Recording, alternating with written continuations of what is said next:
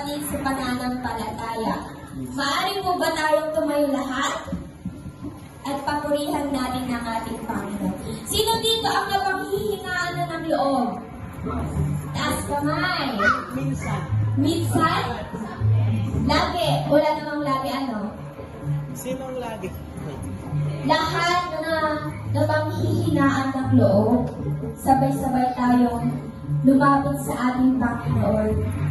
Dahil sa ating Panginoon lamang tayo makakatagpo ng kapahingahan, kapayapaan, at tunay na pag-aaruga sa atin.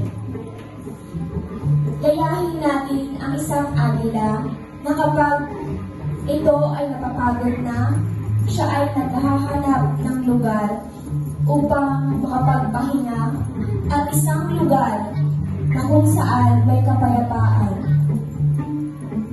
Papurihan natin ang ating Panginoon.